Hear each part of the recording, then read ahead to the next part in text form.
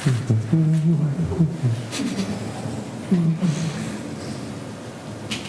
thought I was going to have to like really bang the gavel and get everybody's attention. That's why we got quiet. That's why we got quiet, because Last 10 you know seconds. how loud yours.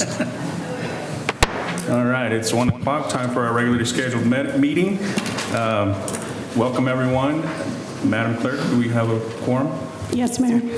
Okay, at this time, I think it's Commissioner Cessna's to do the invocation. I pledge allegiance to the flag of the United States of America and to the republic for which it stands, one nation, under God, indivisible, with liberty and justice for all. Please bow your heads. Dear Heavenly Father, thank you for this day that you have given us, and thank you for the recent moisture that you have provided us to nourish our lands. We come to you today asking for your guidance, wisdom, and support as we begin this meeting to help us make decisions to move our community forward in a positive direction. Be with all of our citizens in the community, but especially be with the first responders and watch over them and keep them safe as they protect and help keep our community at peace. And as we pray, amen. Amen.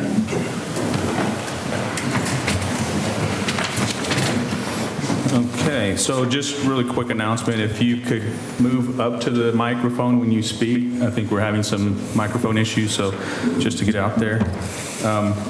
At this time, I think it's time for approval of the minutes. If there are no corrections, then they will stand approved. Okay, no corrections, so those are approved. Thank you. At this time, we go into public comments, so we'd ask that if you have any comments that are not on the agenda, come up to the microphone, state your name for the record, and we'll allot five minutes for you. So if there's anyone here that would like to come up. Donna. Hi, I'm Donna Gershner. I work part-time with Live Well Feeney County, and I also serve as the Safe Kids Coordinator for Feeney County. And that's why I'm here today. How many of you wear your seatbelt? Nice. Like to see that. Okay, well, I'm here to talk to you about the safety corridor that has been put in place. I serve on the Occupant Protection Committee for KDOT as a Safe Kids Coordinator. And so they wanted me to reiterate the information on the corridor so you guys are aware of that, and so our public is aware of it. And I have information here on the corridor. I have it in English and Spanish. But just to let you know a little bit about what has gone on, the reason why this area was picked is because of the amount of fatalities and crazy driving going on in that area. Right now, our state is 7% below the national seatbelt usage. And our corridor is second to the bottom in the state. We're at 16.3 below the national average of usage of seatbelts, only to be beaten by US 24, which is at 21.5%. So you see what we're trying to do is get the information out there that we need people to wear their seatbelts and protect lives. And that's why I'm here today. We also have posters available that we would like to make available through the KDOT website that talks about what we need to do. Distracted driving is a problem, driving sober, and ditch the distractions such as eating and drinking while you're driving, especially in these areas, because we've had some really horrific crashes in these areas. So, like I said, I have some information available to you, and I will hand these to See you, Linda. Spanish and English, pick whatever you want. And please, if you want more for your business, or if you know somebody that needs some of this information, please feel free to contact me. I can get you with the website that KDOT has available. Thank you. Thank you. Thanks, Donna. Okay, if there's no one else, I think we'll move on to the next item. Mayor and Commissioners, item 6A. The governing body is asked to consider and allow the mayor to proclaim February 1st, 2024 as Randy Ralston Day in Garden City. Mayor, I make the motion that we approve the proclamation as presented. I second. Okay, there's been a first and second. Any discussion? All those in favor, say aye. Aye. All those opposed? Motion passed. And I can read the proclamation, Mayor, if you'd like, and Randy is here with family. Whereas Randy Ralston began working for the City of Garden City as a patrol officer on August 26, 1996, and whereas Randy Ralston served as a patrol officer, field training officer, SWAT team leader, street gang unit supervisor, detective, patrol sergeant, police bicycle unit supervisor, range master, firearms instructor, and captain. Whereas Randy Ralston provided unwavering commitment and exemplary leadership within the police department and in the community. Whereas Randy Ralston retired from employment with the City of Garden City on February 1st, 2024, after 28 years of service. And whereas Randy Ralston will be regarded as one of the hardest working, most dedicated, most recognizable public servants in Garden City's history.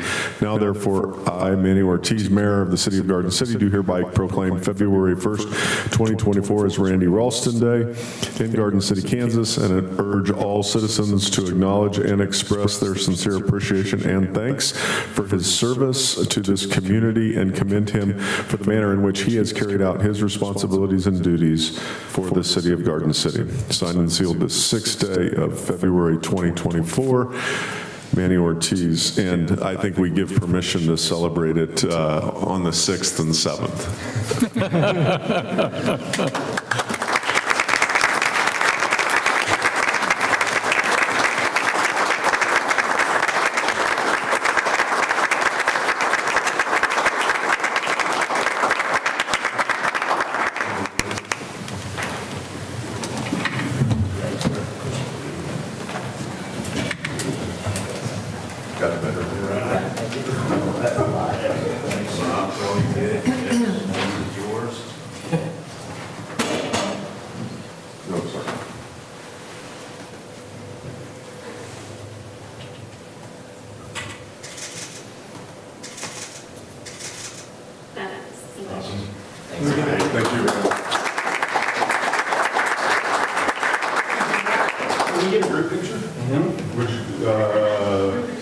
In here, over there with commissioners? Sure. All right. Sure what? Sure what? Let's try to pull it up here. Yeah.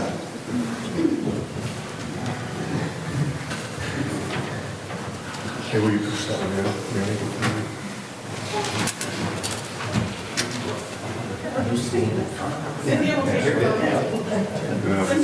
Show part style.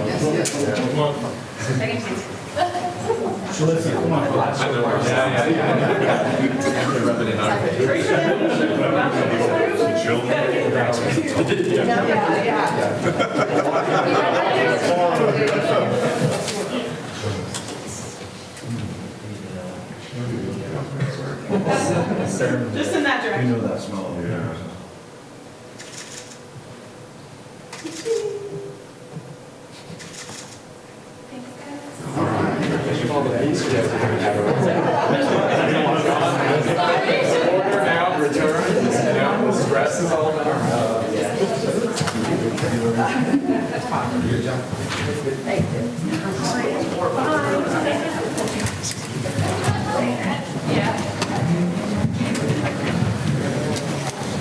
I won't have that problem. But they start early.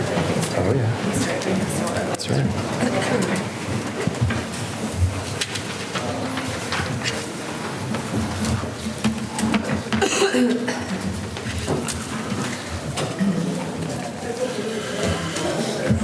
Ready to move forward. Item 7A, the City of Garden City was well represented at the Kansas Recreation and Parks Association Annual Conference Awards Luncheon in Wichita, Kansas on January 31st, 2024. Parks and Recreation Director Tricia Hurd was elected to the 2024 KRPA Board of Directors, and former City Commissioner Deborah Euler was named to the 2023 KRPA Distinguished Elected Officials. So congratulations to both Tisha and Deb. And let's see, we've got news that our Certificate of Achievement for Excellence in Financial Reporting was again awarded to the City of Garden City for the 2022 cycle. Again, this is the audit, so in last summer in 2023, we were reviewing 2022's expenses, and so that information was submitted, and we've received from the Government Finance Officers Association information that we've once again received the Certificate of Achievement for Excellence in Financial Reporting. So it's a big honor. Very few cities put themselves under that level of audit scrutiny and then receive the award. So I believe, I can't remember the first date, 91 or 93, but every year but one since, the City of Garden City has received that. So Many for years. Many For years, sure. yeah, Many years. for sure. So congratulations to Jared Coleman and his staff and all the people in all the other departments that helped contribute to a successful audit.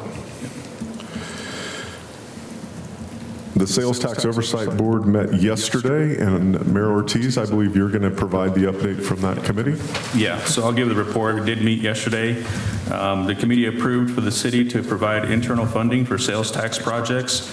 This secures adequate cash flow for construction. The interest rate for the fund is set at 0.5%. The City Commission approved a resolution to that effect on December 15th, 2020.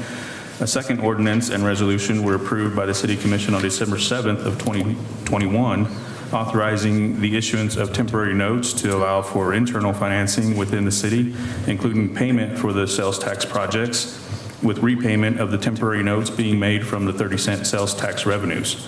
The board is proud to advise the city and county that accurate and reliable information has been provided by staff, and the board has moved and approved receipts and disbursements for 2023. All sales tax revenue collected from the subject sales tax has been received and utilized as authorized by the electorate according to the election mandate approved on November 7th of 2017. The actual financial reports are available from staff at your request. This board is scheduled to meet 4 times in 2024 and will make its annual report to you following the board meeting to be set in February 2025. In addition to these meetings, the board requests to be notified when the project bids are presented at City Commission meetings. So as of the date of this report, the following progress has been made regarding the preparation and construction of projects approved by the voters in 2017 as follows. The construction, these projects have been completed: the Jenny Barker Road, Lee Richardson Zoo, and the indoor shooting range. And now is beginning the construction, and ground has been moved at the 3rd fire station. This is located at on the east side of the city. Architectural design work was completed in 2022, and the expected costs for the projects have increased substantially from what was initially expected and budgeted. The original request for bids returned 0 bid results. City staff worked with the architect, and Crossland was selected as the construction manager at risk. Crossland presented the guaranteed maximum price for the construction of the 3rd fire station in December of 2023, which is $13,709,460. The City Commission approved a cost estimate of $947,000 for fixtures, furniture, and equipment. Also approved was $1,983,767.70 for the cost of an aerial ladder apparatus, Tower 3, and $945,146.17 for a pumper apparatus, Engine 3. It is expected that additional apparatus such as a brush truck and tanker will be purchased further into the project's construction phase. The anticipated completion date will be in 2025. So that would be all for the report. Thank you, Mayor. Thank you. And thanks to that committee. Item D, Court and Defendant Coordinator Cynthia Beltran will present the Municipal Court 2023 end-of-year report. Cynthia. Good afternoon, Mayor and Commissioners. I'm here to just do a short report on some of the data that we have from our department. So on the next slide, so this is our current staff. The judge and the prosecutor are contracted positions, and the rest of us are city employees. For our court case filings, as you can see in 2020 and 2021, the court case filings did dip a little bit, but it looks like they are climbing back up. This last year, we had about 3,700 case filings, as well as the revenue being $821,000. That does include all of the revenue that the court brings in. So it does also include amounts that are sent back out to the state, or restitution given back to victims, or assessments made to family crisis or Crime Stoppers.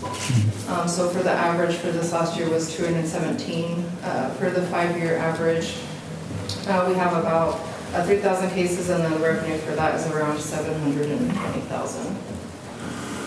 Our caseload summary report. So last year I had presented on this. I had other cities, the data from other cities to also include with this report, but the Office of Judicial Administration is no longer requiring that this report be submitted, so I don't have the data for other cities. So I just thought I would give you the data for our city for the last 5 years. So that's what those numbers are, and I didn't see any major changes between the types of charges that we have coming through our court. For court-appointed attorneys, we currently have Steve Cott and Coleman Younger as our court-appointed attorneys. Steve Cott has been with our office since 2014, and Coleman Younger just began offering services in October of last year, so he's still fairly new. But the data here, we usually have about 300 cases appointed per year.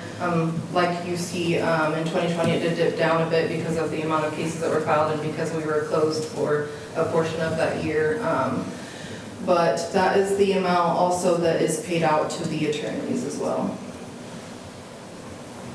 For diversion, this is some of the data for the last 5 years as well. I didn't see a whole lot of changes between last year and this year. The DUI diversions were actually the exact same amount. And the total amount did go back up a little bit, which would be reflective of how many case filings that we're starting to kind of build back up again. And so this is the revenue that is brought in only for diversion cases, and that would only be included for the diversion fee and the diversion applications. For fast track cases, this last year, I did see that they significantly went up. They about doubled how many fast track cases we had processed, and that revenue as well.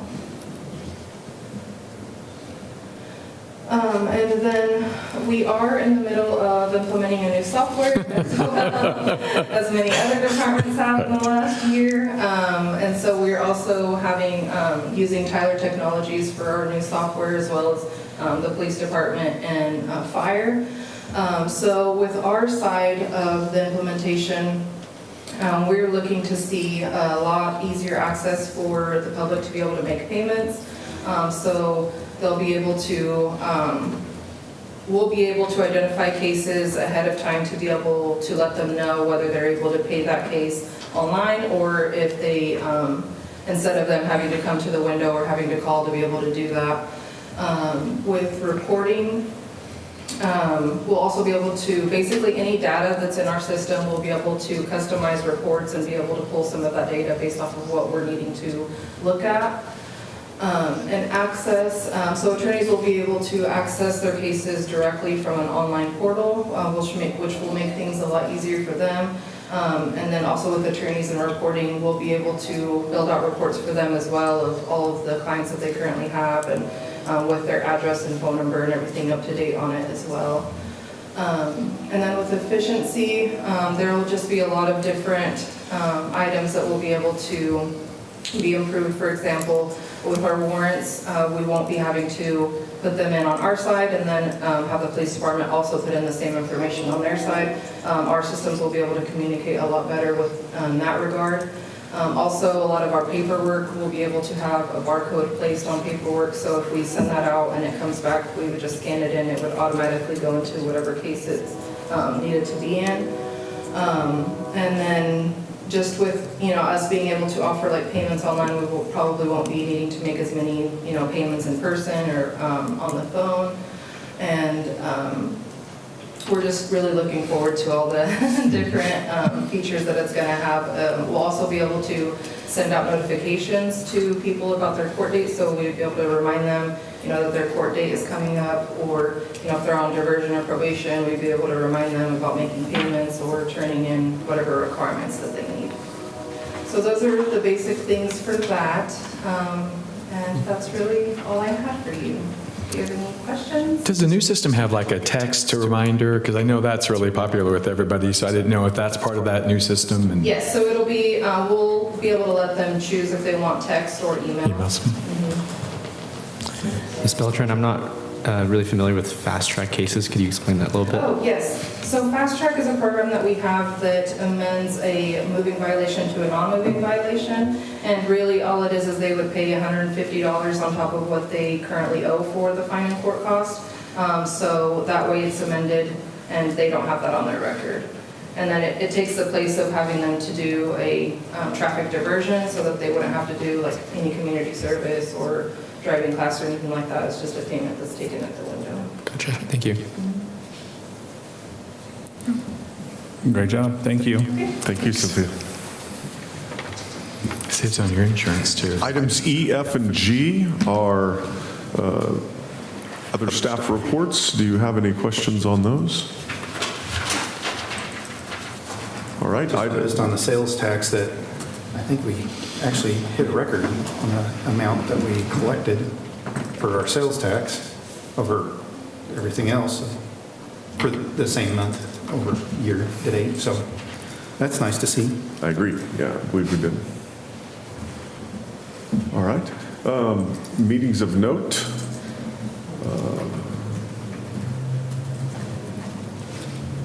You'll see meetings of note on there. If there are any items that require RSVPs, I'd ask that you do that through Seelin or Corey. I think we're ready for item 9A, the appropriation ordinance. If approved, it would be ordinance number 2596-2024A. I make a motion we approve appropriation ordinance number 2596-2024A. Okay, it's been moved. Do I hear a second? Second. It's been moved and seconded. Any further discussion? All those in favor say aye. Aye. All those opposed? Motion passed. Bear with me a little bit. Got to get my screen back to where I can read it. Real quick, just while you're looking at that, back to the meetings of note. I know some of us are going to the Vietnamese New Year's, and that probably needs to get put on that as well. Sunday, February 18th? Yep. Okay. And Sorry. I believe it's shortly At 1 after o'clock, noon, yeah. 1 o'clock. At the high school. Good point. Thank you for pointing that out. Item 10A, the governing body is asked to consider and approve an ordinance to annex real property located at East Mary Street and East Highway 156. If approved, it would be ordinance number 2975. Mayor and Alicia. Commissioners, Wharfland LLC is the property owner of plus or minus 11.05 acres located at East Mary Street and East Highway 156 and has consented to annex into the city of Garden City, Kansas. The property is zoned general commercial and is contiguous to the current city boundaries. The request includes all city services of water, wastewater, and electric. The property is located within the certified service territory of Wheatland Electric Cooperation. Therefore, should the governing body move forward with the annexation, there is a process defined in state statute on how the retail electric provider will be selected to serve this property. That process will be guided by the city attorney's office and be returned to the governing body at a later date. The alternatives today are the governing body may approve the ordinance to annex the 11.05 acres of real property into the city boundaries, or the governing body may not approve the ordinance. Staff recommends the governing body approve the ordinance to annex LLC, plus or minus 11.05 acres of real property into the city boundaries. I move that we approve ordinance number 2975-2024A to annex the real property located at East Mary Street and East Highway 156. There's a motion. Do I hear a second? I second. Okay, there's a motion and a second. Any further discussion? All those in favor say aye. Aye. All those opposed? Motion passed. Thank you. Item B, the governing body is asked to consider and approve an environmental nuisance resolution. If approved, it would be Resolution 3096-2024 and abate conditions at 314 North 13th Street. We'll go through the full item presentation on this one, and then there's two other subsequent nuisance resolutions, and we'll just give the resolution number and the address on those. If someone is here to speak on any of those items, we'd encourage them to raise their hand or get your attention, Mayor. Sure. All right. Okay. Trent. Good afternoon, Mayor, Commissioners. For your consideration today, the address 314 North 13th has been cited with environmental nuisance. There are some indoor appliances and couch located on the outside of the property. We have reached out on a couple different occasions with notices sent December 14th, 2023 and January 4th, 2024 with no communication or able to reach the property owners or tenants. For your alternatives today, the number one, the governing body may approve the attached resolution, which will allow staff to abate the property. Number two, the governing body may not approve the attached resolution. Staff's recommendation is that the governing body approve the attached resolution. And the fiscal note is any charges associated with the abatement of the property will be assessed to that property. I don't see anyone in the audience to come up, so we'll go ahead and move on. Mayor, I move that we approve resolution number 3096, 2024. Okay, there's been a motion. Second. Okay, motion and second. Any further discussion? All those in favor say aye. Aye. All those opposed? Motion passed. Item C, the governing body is asked to consider and approve an environmental nuisance resolution, which if approved would be resolution number 3097-2024 and abate conditions at 307 North 12th Street.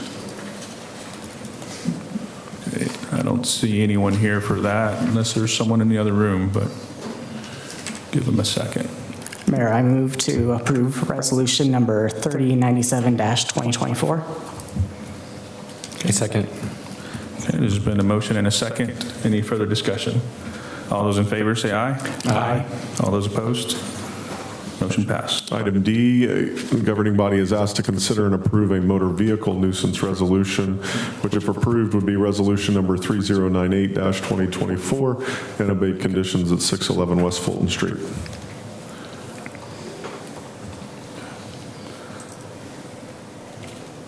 Okay, do I hear a motion? I move that we approve resolution number 3098-2024. There's been a motion and a second. I second. Commissioner Landgraf, second. Any questions? All those in favor say aye. Aye. All those opposed? Motion passed. Thank you. Thank you. Item 12A, the governing body is asked to consider and approve the planning and development consultant agreement between the City of Garden City and Finney County. Danielle. Good afternoon, Mayor and Commissioners. The City of Garden City and Finney County have been in an interlocal partnership for the consolidated provision of planning, zoning, inspection, and code enforcement services since 1994. In June of 2022, County Commissioner Chair at the time, Pishney, and County Administrator Reese expressed to city staff a desire to revisit the terms of the agreement, and discussions about perceived areas of improvement and development processes commenced. Beginning in November of 2022, those discussions started to more narrowly focus on process improvements and changes to the existing neighborhood and development services interlocal agreement that was last updated in 2015. The full timeline of meetings, including Board of County Commission meetings, City Commission meetings, all of our various staff meetings have been included in your packet for reference. On June 30th of 2023, at that meeting between both city and county staffs, the group was interested in drafting an agreement reflecting the good faith negotiations that had been ongoing and directed the city attorney's office to draft a consultant-type agreement for both governing bodies' consideration. This is the agreement before you all here this afternoon. At a subsequent meeting on August 9th of 2023, the city was informed in person that the county was not interested in proceeding with discussions about the drafted agreement, reflecting the product of those previous negotiations, and instead needed some more information regarding the development process that the city uses. City staff provided this information in memo form in mid-September, and again, that's included in your packet for reference. City and county staff plus representation from the Board of County Commissioners were slated to meet in January about the future of the interlocal agreement that we currently have in place. That meeting was canceled and has been rescheduled for tomorrow morning. Based on the discussions that have taken place over the last 20 months, city staff remains under the impression that the approach reflected in the attached agreement represents the expressed interest of both the city and county commissioners, as well as the product of good faith negotiations that have been ongoing between the staffs. However, the review and consideration of a revised agreement reflecting an interlocal partnership for planning, zoning, inspection, code enforcement services has now straddled an election cycle and the seating of new city elected officials. Prior to further discussions with county representatives outside of a public joint meeting, staff is requesting the governing body articulate its intent and preferences. City staff believes the most clear way to do this is to consider the draft agreement prepared by the city attorney's office at the request of both city and county staffs last summer. If you do approve the agreement, it would then be sent to Finney County for consideration by their Board of County Commissioners. At that point, the agreement could either be approved, rejected, modified, and would be, at that point, brought back to you all for future consideration. I will add a couple of things to the background. One, about an hour and a half ago, we received a proposal from the county related to changes to the agreement. As you'll see, the version that we have before you is a brand new agreement. We didn't try to red line that. We just wanted to kind of start fresh. Their version is more of a red line agreement. And I think the intents of it look a little bit different. But I did want you to be aware that we did receive that about an hour and a half ago. And there are a couple small editorial things that when we send this over to the county will get cleaned up. The most notable is year 3 of the agreement should be 2026, not 2025, but the rest of it is what will be sent over for the city or to the county commission should you all decide to approve it here today. You do have 3 alternatives before you. One would be to approve the planning and development consultant agreement between the City of Garden City and Finney County. Your second alternative would be to not approve that agreement and direct staff to provide to Finney County the discontinuation of the existing agreement that would end December 31st of 2024. Or your fourth alternative would again be to not approve the consultant agreement and provide staff direction on how to proceed with future negotiations with Finney County. Staff recommends the first alternative, which is approval of the planning and development consultant agreement. The fiscal note here, the dollar amount in here reflects the existing dollar amount for services in 2024 with that 5% increase in each subsequent year. With that, I know there were quite a few attachments and a lot of information included, but I would be more than happy to answer any questions that you all have. Other than reading through the agreement, just those cosmetic changes that you mentioned earlier, I think it meets the definition of all of our meetings and what I think the city commission, as well as I think from what I understand, the county commission kind of came to an agreement with on, in our meeting last summer. Yeah, I think you captured, going through the timeline. I think and thank you for staying with the timeline. Seems like a very aggressive, took tons of time, and it looks like you really honored the intent. So I really appreciate that. I think the hard thing, again, this idea that, at the last minute, in the 11th hour after this thing is already completed and sent over and done. Now that's happened. But I don't see any changes other than those you spoke about. And then I think it's very well written. I think it really honors our desire to partner with the county and make sure that we offer services at a cost that's really affordable for us and affordable for them. Could you explain the implications of them giving us their red line version? Like, what does that do for us? Yeah, so like I said, we have a meeting tomorrow where I think we can kind of hash it out a little bit more. In my reading of it during our pre-meeting and a little bit over the lunch hour, my first blush at it is that version of it does not meet the intent of kind of what has been reflected. So it shifts a little bit of the burden on the front end of some of these processes over to the county, but it still has our staff kind of delivering the final product, if you will, to the respective governing bodies.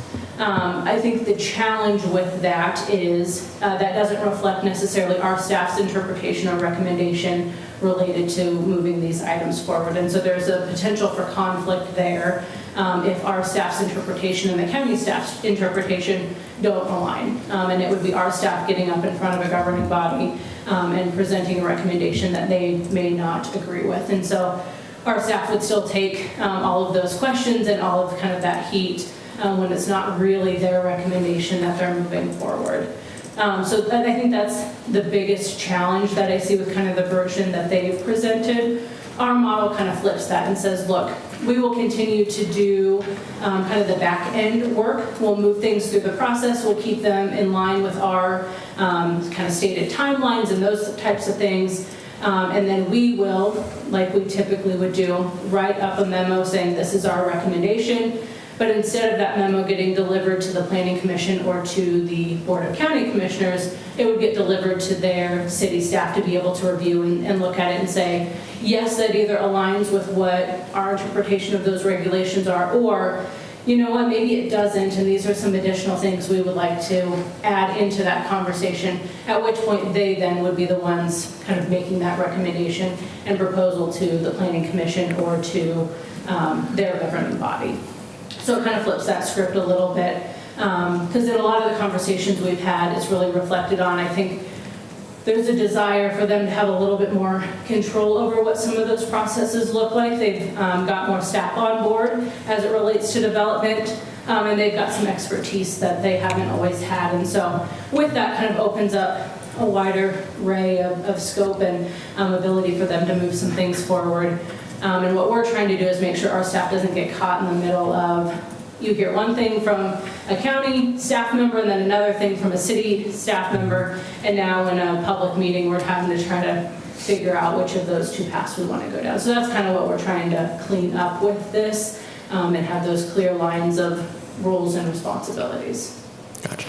So would then all recommendations, so you move through the process, so would all recommendations then go to the county staff, who would then speak with their county commission to make their, instead of you making any recommendations, here's our findings, here's some things that we thought about, but the final decision is the county's staff making them the county recommendation. This is what I understand this does. Yes, that is what Right, our proposal okay. does. Right. Yes. And we think that is in line with kind of the goals that have been articulated over the last 20 Right. months of these negotiations. Theirs just kind of flips that script a little bit, and in my opinion doesn't quite get at some of those articulated issues. And one of the other things that we've talked about in some of our pre-meetings is right now our staff takes a lot of the heat when things don't move through the process, because we kind of dual processes happening right now because we're not on the same timelines for city and county projects. And so in their proposed agreement, our staff is still kind of taking that heat, and it doesn't really alleviate that component of it either, which is one of the things we're wanting to just kind of clean up so we can point people in one direction and say this is the path and this is what it looks like going forward, so you know who the point people are, instead of that switching kind of midway through some of these processes and kind of going back and forth. So if this is approved, then will you bring back something after your discussion, something different, or are you recommending we wait until you have a chance to review that memo, or? My recommendation recommendation would still be to consider this before you all today. Okay. That will give us, I think, some good discussion points for our meeting tomorrow. I don't expect, even if we do end up going in this kind of consultant type agreement, I still expect the county to want to make some modifications to this agreement. So I still fully expect to come back to you with some of those changes. I think this version gets us closer to kind of what we've articulated than kind of my cursory review of what we got today. So my recommendation would still be to proceed. That'll give us really clear direction for our meeting tomorrow. But like I said, this certainly will not be the last time I'm in front of you talking about this interlocal agreement, regardless of what action you take today. So Danielle, just off of that, 2 recommendations that I might have for you is we don't have a time of tomorrow's meeting listed on here. And then 2 is at this point in the game, are we able to figure out a timeline in the future to actually get this back for final? Because at this point, it just seems like out of all of the things that you've listed on here from the timeline back in 2022, we've spent a lot of time and dollars, so to speak, on this approval. So I think for the safety and sake of the city's and county's budget and community dollars, this needs to get put to bed. So those would be my 2 recommendations on that. So, but I do agree we do need to move forward with getting this approved. Yeah, absolutely. Mayor, I make the motion that we approve the planning and development consultant agreement between the City of Garden City and Finney County. Second.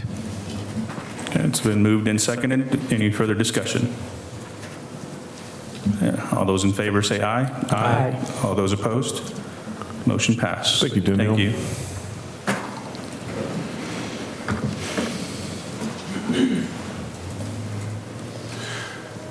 Item B, 12B, the governing body is asked to consider and approve the distribution of downtown development funds for 325 North Main Street. Dante. Good afternoon, Mayor and Commissioners. I'm Dante Thompson of Glenwood Neighborhood Development. And Johnny Huber has applied to the Downtown Development Fund for an interior remodel located at 325 North Main Street. The unit is currently vacant and will be the future location of Class C Lowe's. After completing the building review process, a building permit was issued on January 3rd, 2024. Staff determined the eligible work for the project includes demolition, professional fees, and general remodeling in order to accommodate a retailer in the unit.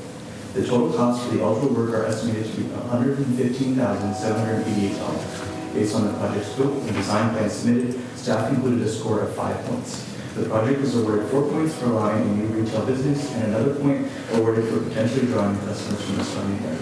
A score of 5 points calculates a potential reimbursement of 10% of the eligible project cost, or in this case, $11,578. All application materials, including the reimbursement score sheet, are attached.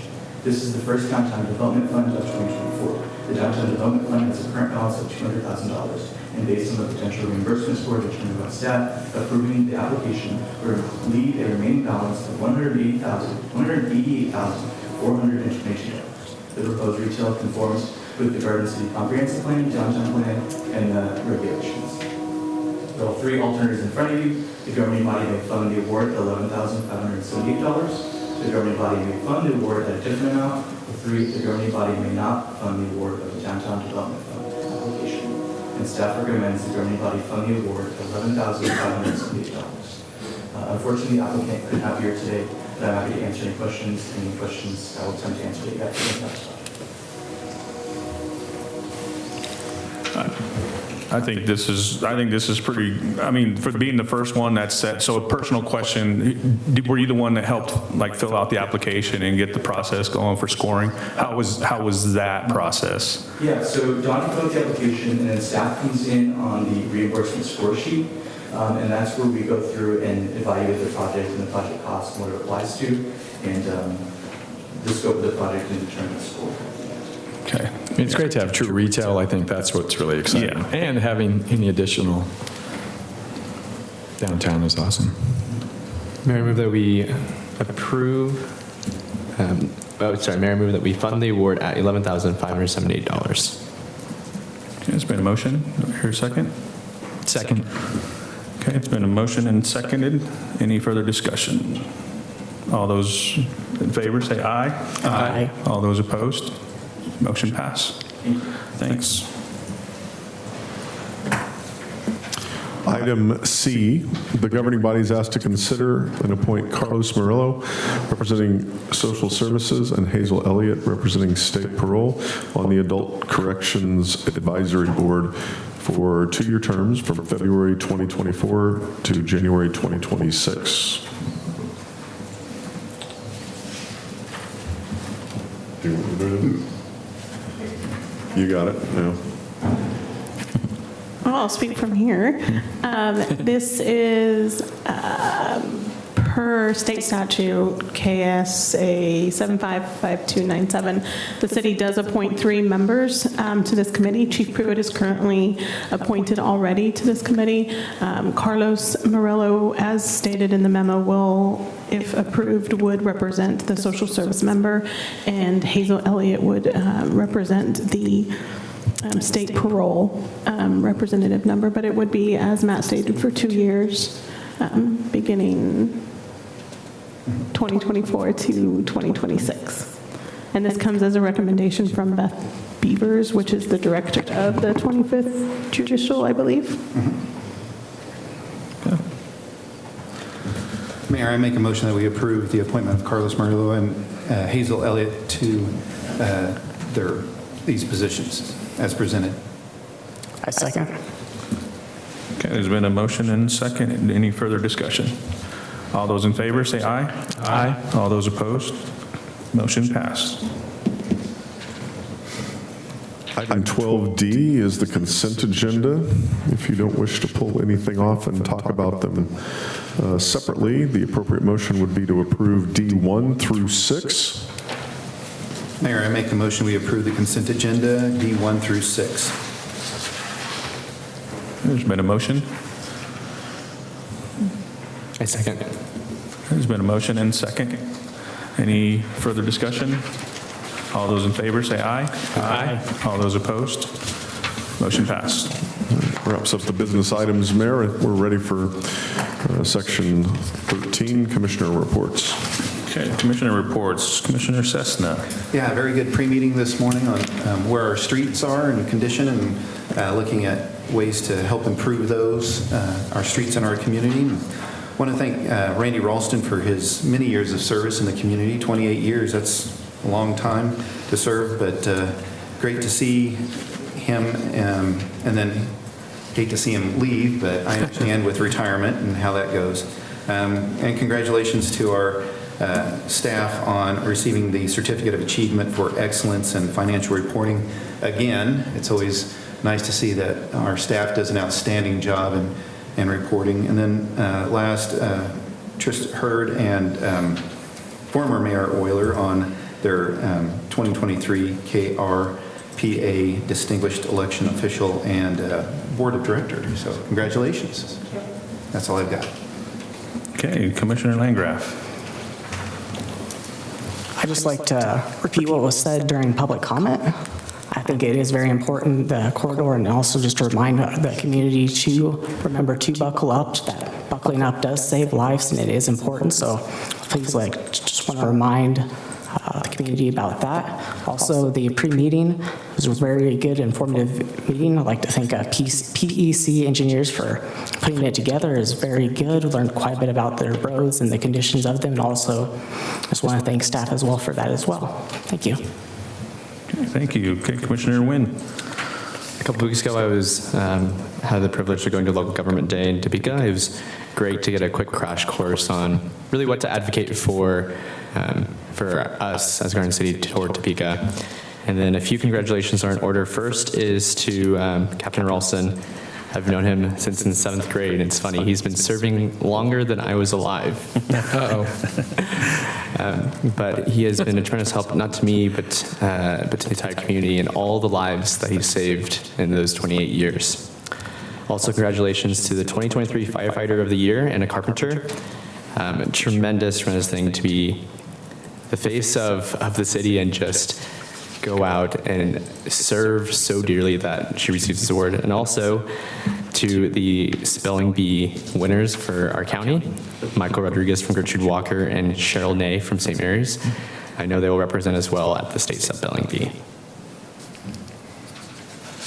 Okay, thank you. So Commissioner Unruh. So got to attend the Southwest Chambers Night Out in Topeka, which was really well done. And I really appreciated them all collaborating together, and it was really great to see. That's really, I think, what the strength of Southwest Kansas is, that we collaborate and we really see ourselves as partners. And so got to talk to several legislators. That was really exciting to see them there, and they had a really incredible string quartet. So that was really neat entertainment. I do want to congratulate, the pre-meeting, one of the things that really surprised me, I didn't realize we had 300 miles of streets in Garden City. And, that's a lot of miles of streets to maintain and take care of. So I'll tell you, hats off to Casey and his crew. And, they do an incredible job, no matter what the conditions, I know, during the weather. And now they've actually gotten back out and are repairing and doing lots of stuff like that. So congratulations, Tricia and former Mayor Orler, at your award. That was really exciting. I didn't even realize that until I read the packet, so it was really neat. Randy Ralston has been such an advocate for the city. One of the things I remember for years that he has been advocating for, and I'm so glad it came true, was the gun range. And he really he is the one who carried the water for that year after year after year, and then seeing that come to fruition, and then also that he got to partake in that and then help other people use that is really exciting. His impact in our city is going to be felt for many, many years. Randy is just an all-around, Garden City, and he really knows how to impact the public. So he's going to be missed. I mean, I know his son's going to be here at the police department, which I'm really excited about, to carry on the tradition. But, Randy he's one of a kind. I want to finish up by saying the finance department, they had last year before the transition. So I'm believing like this year it's going to be, you just press the button and it pops out and then you get the Excellence Award. But I know that, that's a lot of hard work and there's a lot of details that go into those. I know when they're in that room, all I know is you need to stay out of that room when they're in there auditing. Because, there's, they're going through every single detail. But, to get this year after year, and it might seem like it's something that, just comes easier, comes natural, but it isn't. And I know that you continue to work hard. You had a tremendous finance director to follow, and you have continued to do that year after year. And so, Jared, thank you and your staff for doing that. And that's it. Okay, thank you. Yeah, a lot of things happening in Garden City. I'd first like to start off with a fun fact, and I'm not going to do a great job as our former city commissioner, Dick, used to do, but for those that were in the pre-meeting this morning, so our roads, miles were or not miles, but square foot were 3,137,000 square yards. If you convert that into football fields, because you kind of know what the size of a football field is, it comes to 490.5 football fields. Now, that's a lot of football fields. So now there is a plan to do this over 8 years. So if you divide that number by 8, that's 61.3 football fields we would have to resurface within that year. So that's a lot of football fields just in that 1 year. So fun fact. I do want to say also social media has been doing a great job with putting out information through their websites, through links to following the City of Garden City, the fire department, the police department, anything that you want to follow.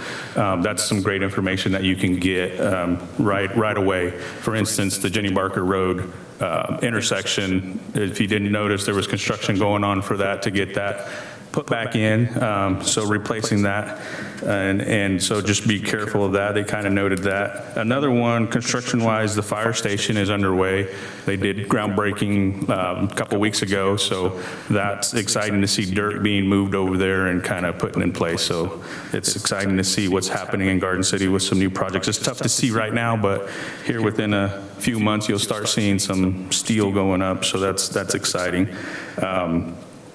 Also, like to say that I did meet with some stakeholders in Garden City, and there's a lot of collaboration and communication going on with some leaderships involving just keeping our professionals here, growing leaders within our community, within our school districts, and then figuring out ways to keep those leaders here in Garden City. So whether they get their education elsewhere, there's talks about creating some job opportunities for them to come back in the professional world here in Garden City. So that's exciting news. That's information that'll probably get posted later on in the next couple months.